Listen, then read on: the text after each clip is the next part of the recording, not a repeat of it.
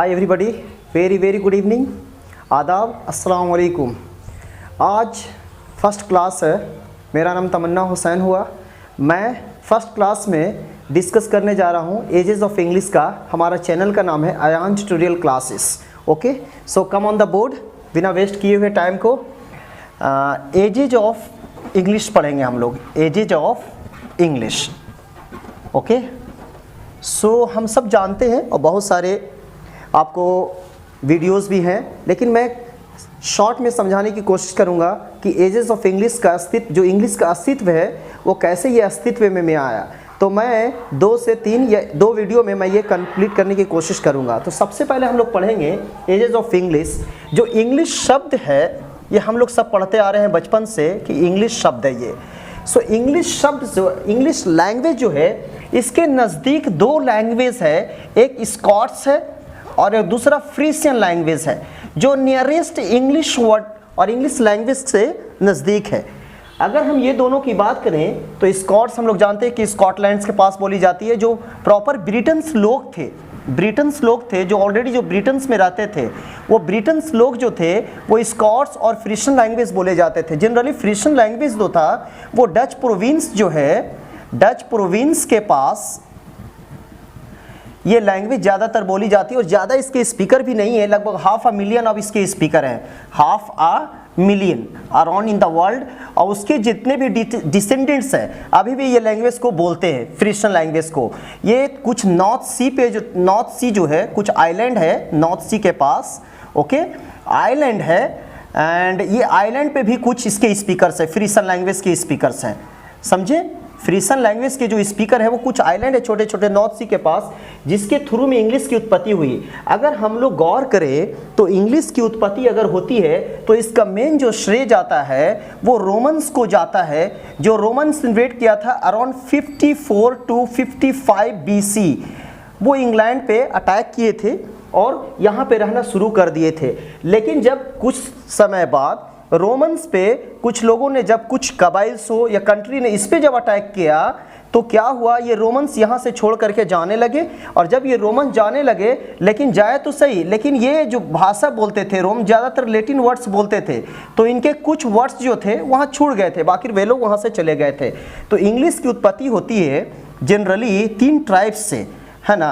कितने ट्राइब से हम बोल सकते हैं? Origin of English, origin of English जो है वो डेवलप करने में 3 इंपॉर्टेंट ट्राइब्स है जो वेस्टर्न जर्मनी के हैं। वो मैं अभी बताऊंगा आप सबको। जो पहला 2 पावरफुल ट्राइब्स था, उसको हम लोग बोलते हैं द एंगल्स, ये जो पावरफुल ट्राइब्स थे। And second was the Saxons, ये भी पावरफुल ट्राइब्स थे। एंड वन मोर ट्राइब था, उसका नाम था द जियोट्स।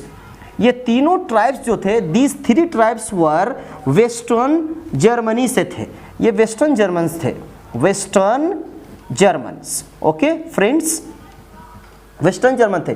ये तीनों ट्राइब्स जो मिल करके सडनली ये माइग्रेट हुए नॉर्थ सी, जो हम अभी यहाँ पे बता रहे थे, नॉर्थ सी के जरिए माइग्रेटेड होकर के ब्रिटेन की तरफ आए, माइग्रेट होकर के आए। ओके, ब्रिटेन की तरफ, और यहाँ पे ये रहने लगे। ओके, यहाँ पे ये रहने लगे। लेकिन सडनली ये तीनों जो है धीरे धीरे जो यहाँ के प्रॉपर जो रेसिडेंट्स थे, इनको ये लोग पुश करने लगे। और पुश किए तो ये लोग यहाँ से खिसकने लगे। तो खिसक करके ये लोग कहाँ गए मालूम है? आयरलैंड में कुछ चले गए, कुछ स्कॉटलैंड चले गए। ओके, स्कॉटलैंड चले गए, स्कॉटलैंड, और फिर उसके बाद कुछ यहाँ पे वेल्स के तरफ चले गए। तो जो प्रॉपर ब्रिटेन्स के जो रेसिडेंट्स थे वो यहाँ पर नहीं रुके। जब ये तीनों पावरफुल, ये थोड़ा सा ज्यूड्स जो था वो उतना पावरफुल नहीं था, थोड़ा सा वीक कम्युनिटी था, लेकिन एंगल्स एंड द सैक्सन्स, इसीलिए ये तीनों लैंग्वेज को, अगर तीनों ट्राइब्स को, लैंग्वेज को हम कंबाइन करते हैं तो एंग्लो सैक्सन्स जो है ज़्यादातर हमारे पास पढ़ने को मिलता है। एंग्लो सैक्सन्स लैंग्वेज भी बोल सकते हैं। ये एंग्लो सैक्सन्स हम लोग लैंग्वेज को हम लोग ही ओल्ड इंग्लिश के नाम से जानते हैं।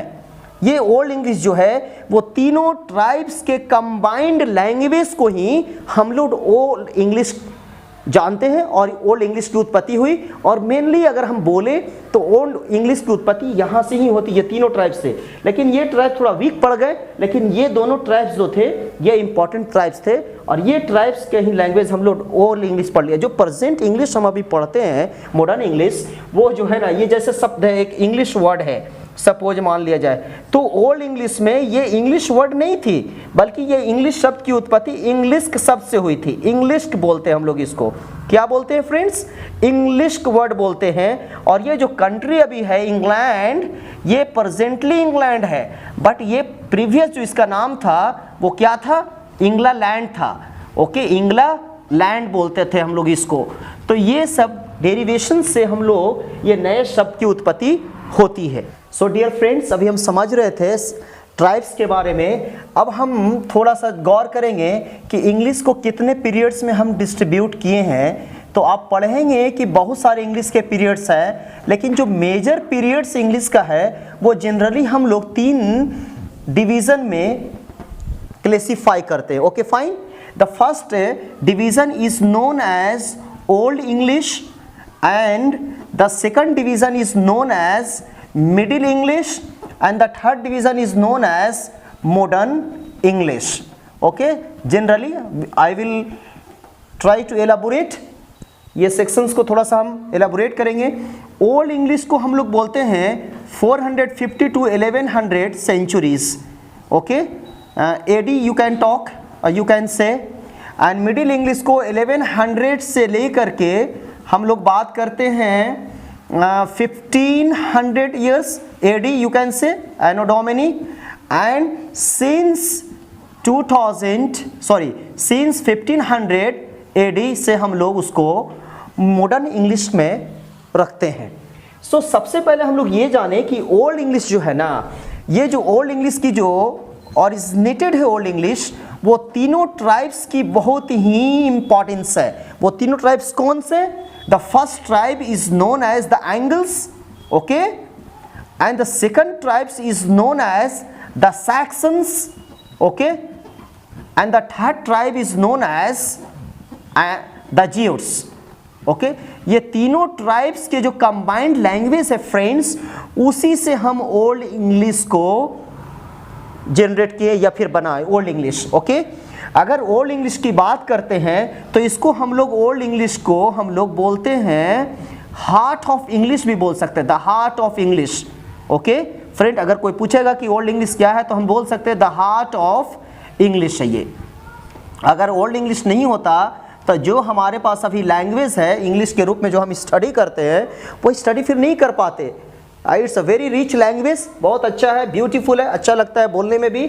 सब चीज़ 1 बाय 1 हम लोग सब डिस्कस करेंगे, सब बातचीत करेंगे। ओके, और आपसे रिक्वेस्ट करते हैं कि हमें प्यार दें, मोहब्बत दें, और हमारे चैनल को ज़्यादा से ज़्यादा सब्सक्राइब करें, वीडियोस को लाइक करें, अपने दोस्तों और जितने भी फ्रेंड्स हैं सबके साथ शेयर करें।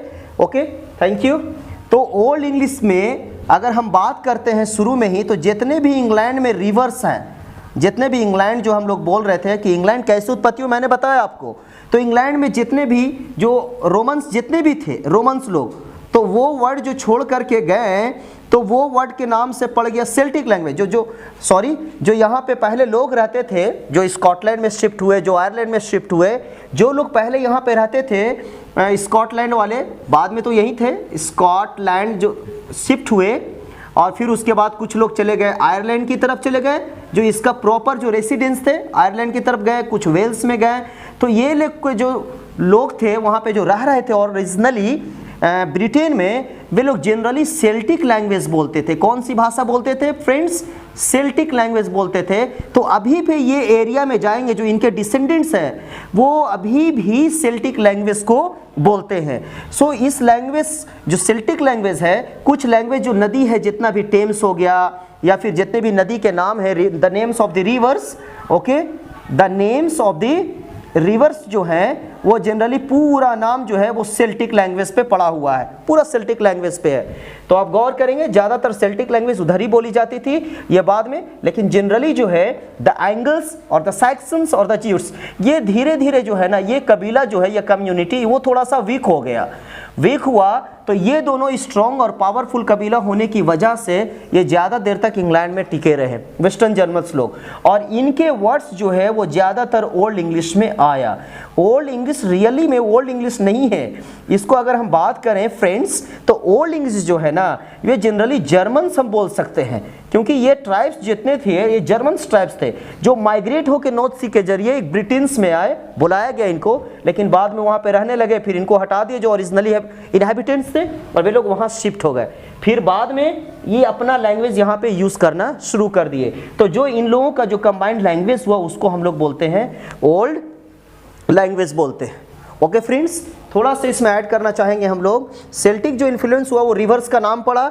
फिर उसके बाद यहाँ पे 597 एडी में, इन 597 एडी में क्या हुआ कि पोप ग्रेगरी ने क्या किया, पोप ग्रेगरी ने, ओके, ग्रेगरी ने क्या किया, सेंट ऑगस्टिन को वो क्रिश्चियनिटी प्रचार के लिए यहाँ पे भेजा। तो जितने भी जैसे बाइशॉप है, वर्ड है बाइशॉप, चर्च, मतलब रिलीजियसली जितने भी वर्ड हैं वो जनरली इससे हम लोग को आया। से जब पोप ग्रेगरी वगैरह भेजे क्रिश्चियनिटी को प्रचार करने के लिए, तो 597 एडी में। ओके, थोड़ा सा ये फर्स्ट पार्ट है ओल्ड इंग्लिश का। मैं कोशिश करूंगा कि दूसरे पार्ट में मिडिल इंग्लिश और मॉडर्न इंग्लिश पे चर्चा करूंगा शॉर्ट में। ये शॉर्ट में ओल्ड इंग्लिश है। Thank you very much for watching me. Please pass my video to all your friends and your relatives. Thank you very much.